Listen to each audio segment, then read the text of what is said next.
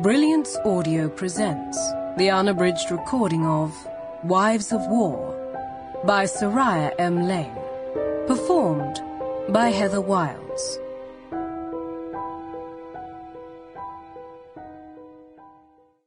Part 1.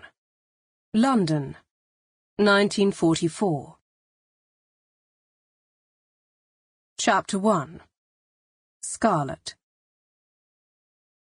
Scarlet Alexander shut her eyes tight, one hand held high in the air as the wind brushed cold against her skin.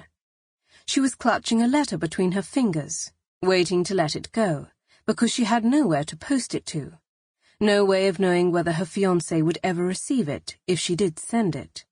She knew the words by heart, had recited them so many times that she was certain she'd never forget them. Dear Thomas, I don't know where you are, and I doubt you'll ever read this, but I want you to know that I'll never give up on finding you.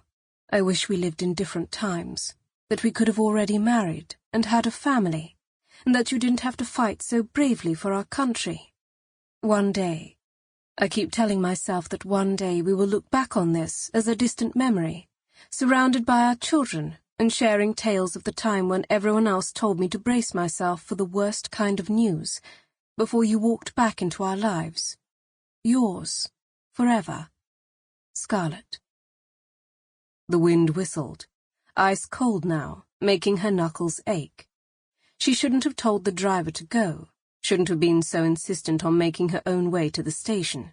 But if she couldn't stand the cold now, being alone and having to fend for herself, then she knew she'd never have the strength to survive wherever it was she was posted.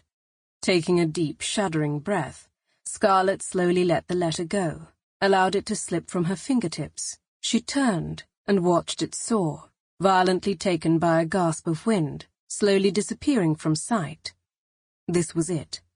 She'd held on to the letter for weeks now, wanting to send it, but not knowing where. It had been so long since she'd had a letter in reply that she was afraid Thomas was gone, that she would never see his smile ever again, except for the tiny voice inside her head, the one that kept telling her not to lose hope. Even his own mother seemed uncertain, but Scarlet wasn't going to give up so easily. Miracles happen every day.